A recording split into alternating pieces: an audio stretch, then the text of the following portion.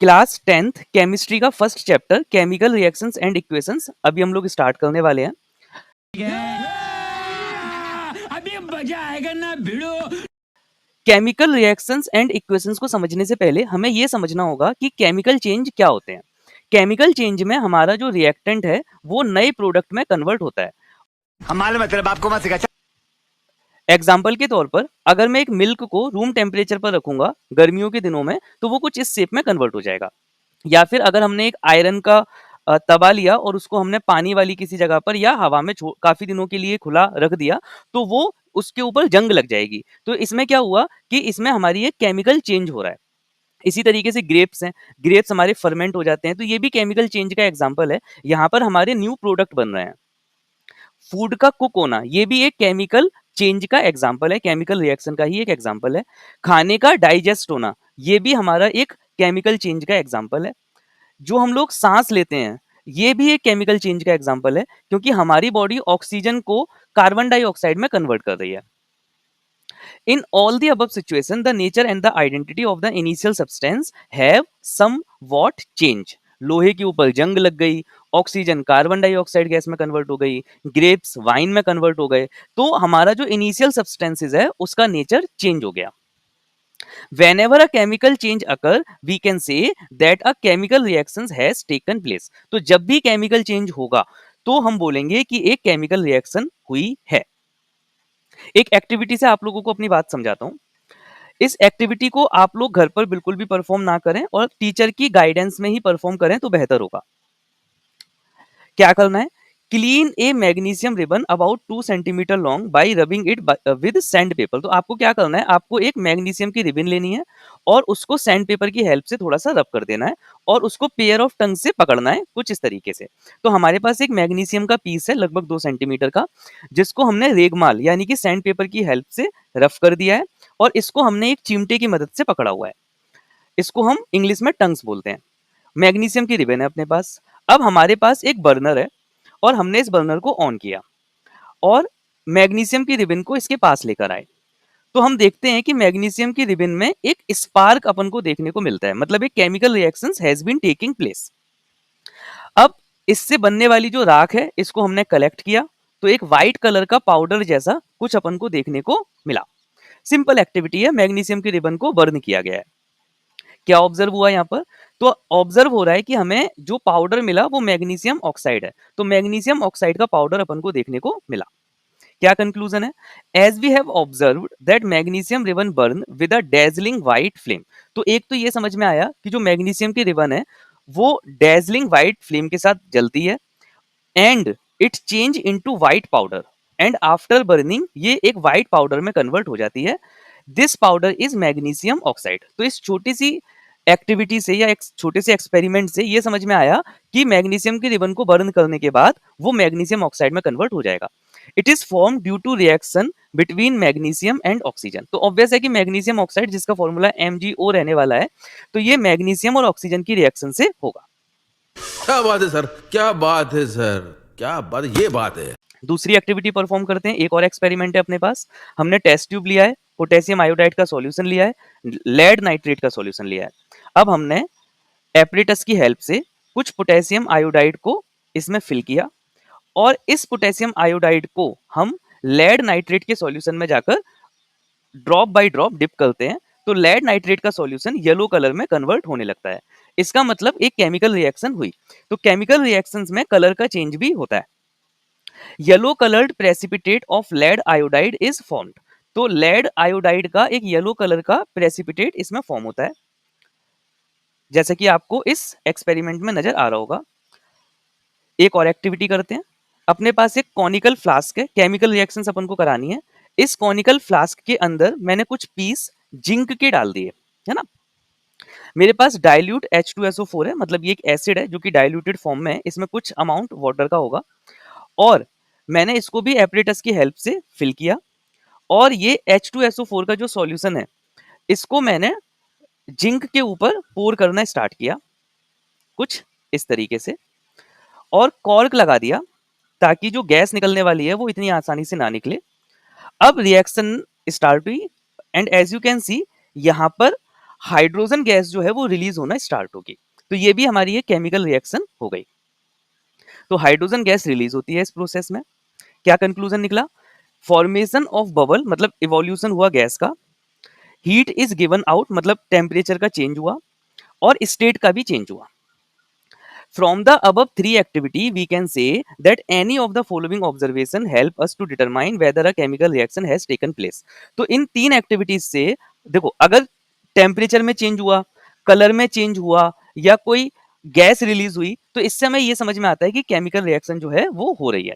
तो अगर किसी ऑब्जेक्ट की स्टेट चेंज होती है, सॉलिड से लिक्विड, लिक्विड से गैस, गैस से सॉलिड, या उसका कलर चेंज होता है, या कुछ गैसें इवॉल्व होती हैं, तो ये सब केमिकल चेंज के एग्जाम्पल होते हैं।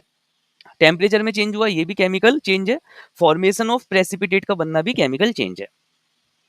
ये ग्राफ आपने छोटी क्लासेस में सीखा होगा। गैस से कंडेंसेशन प्रोसेस के थ्रू लिक्विड बनता है, और इवेपोरेशन प्रोसेस के थ्रू गैस बनती है लिक्विड से।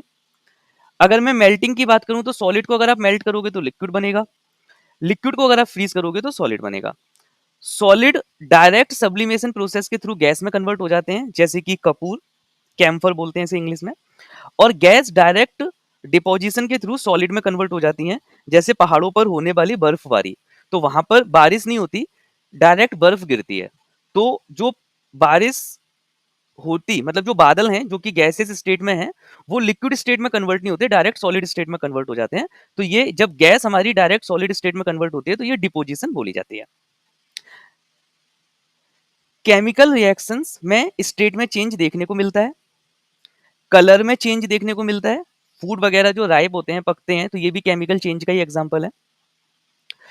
इवोल्यूशन ऑफ ए गैस, बहुत सारी जो गैसेस हैं उनका इवोल्यूशन देखने को मिलता है केमिकल चेंज के दौरान।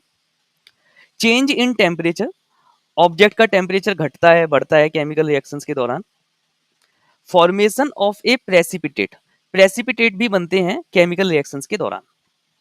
ये वैलेंसी चार्ट है, ये आप लोगों को एज इट इज रटना होगा, है ना।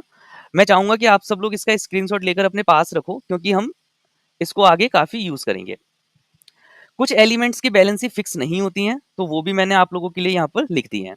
तो ये पूरा बैलेंसी चार्ट आप लोगों को याद रखना है। अरे मुझे चक्कर आने लग गया अब। कुछ केमिकल इक्वेशन समझते हैं। केमिकल इक्वेशंस होती क्या है? A simple representation of a chemical reaction in word is called a word equation. एक एग्जांपल से अपनी बात समझाता हूँ। जैसे मैग्नीशियम और ऑक्सीजन की रिएक्शन होती है तो मैग्नीशियम ऑक्साइड बनता है। ये एक्सपेरिमेंट हम लोगों ने किया था। ये हमारी एक वर्ड इक्वेशन है। इसमें मैग्नीशियम और ऑक्सीजन मिलकर मैग्नीशियम ऑक्साइड बनाते हैं।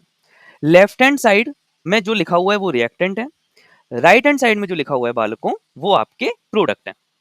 और ये जो एरो का साइन है, ये एरो का साइन इंडिकेट करता है डायरेक्शन, मतलब कि रिएक्टेंट से प्रोडक्ट का बनना, ये हम एरो की डायरेक्शन से इंडिकेट करते हैं। अब केमिकल इक्वेशन क्या होती है? तो एक chemical equation is a short hand form for a chemical change. मतलब हम बड़ा सा ऐसे पूरा नहीं लिखना चाहते तो हम इसको सिंबल की फॉर्म में लिख सकते हैं, हम इसको कंपाउंड की फॉर्म में लिख सकते हैं। जैसे मैग्नीशियम का सिंबल हमने यूज किया, फिर ऑक्सीजन का सिंबल हमने यूज किया और मैग्नीशियम ऑक्साइड बन गई। तो ये हमारी केमिकल चेंज है, केमिकल इक्वेशंस है। तो केमिकल इक्वेशंस में हम लोग सिंबल्स का यूज करते हैं। LHS में जो लिखा हुआ है वो रिएक्टेंट, RHS में जो लिखा हुआ है वो प्रोडक्ट है। एरो का साइन हमको बता रहा है कि रिएक्शन किस डायरेक्शन में बढ़ रही है, रिएक्टेंट से प्रोडक्ट की डायरेक्शन में बढ़ रही है। If the number of atoms of each element on the both side is same, then it is balanced equation, else equation is unbalanced और skeleton chemical equation।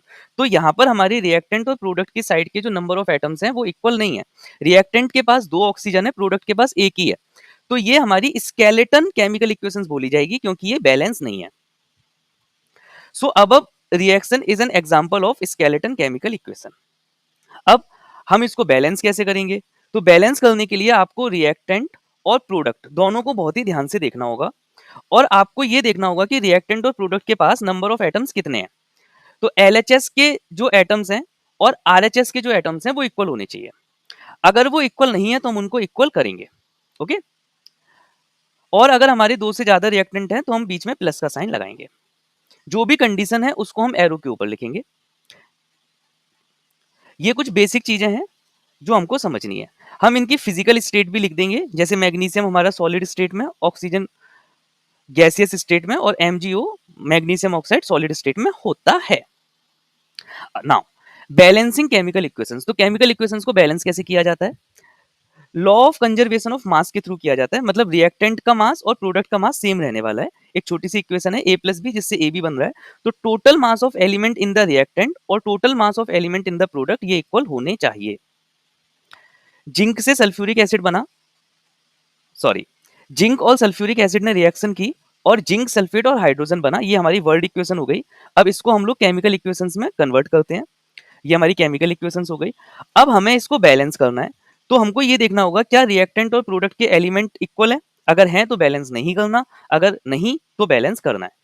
इस केस में अगर आप देखोगे तो रिएक्टेंट के पास जिंक का एक एलिमेंट है, प्रोडक्ट के पास भी एक ही है, हाइड्रोजन के दो, रिएक्टेंट के पास, हाइड्रोजन के दो, प्रोडक्ट के पास, सल्फर का एक, रिएक्टेंट और प्रोडक्ट, ऑक्सीजन के 4। तो ये रिएक्शन ऑलरेडी बैलेंस्ड है, तो इसको बैलेंस नहीं करना।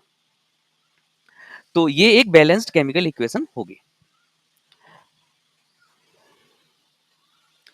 अब हमारे पास ये दूसरी इक्वेशन है, ये बैलेंस नहीं है, इसमें हमारे पास रिएक्टेंट और प्रोडक्ट के जो एलिमेंट्स हैं वो इक्वल नहीं है, तो नहीं है तो इनको इक्वल बनाओ।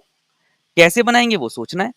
तो आयरन के एटम्स रिएक्टेंट के पास 1 और प्रोडक्ट के पास 3, हाइड्रोजन के रिएक्टेंट के पास 2, प्रोडक्ट के पास भी 2, ऑक्सीजन के रिएक्टेंट के पास 1 और प्रोडक्ट के पास 4। तो हमें इसको बैलेंस करना है। बैलेंस करने के लिए देखो क्या करना होगा, सबसे सिंपल है, Fe3O4 को देखा तो हमने 4 से मल्टीप्लाई कर दिया H2O के सामने, तो अब हमारे पास ऑक्सीजन के हो गए 4 एटम और हाइड्रोजन के हो गए 8 एटम। अब हाइड्रोजन के 8 एटम को बैलेंस करना है, तो हाइड्रोजन के 8 एटम को बैलेंस करने के लिए हमने 4 से मल्टीप्लाई कर दिया, तो प्रोडक्ट के पास भी हो गए हाइड्रोजन के 8 एटम्स। अब आयरन के 3 एटम्स हैं प्रोडक्ट के पास, रिएक्टेंट के पास केवल एक है, तो आयरन में हम 3 से मल्टीप्लाई करेंगे एंड ब्ला, ये हो गई हमारी रिएक्शन बैलेंस्ड।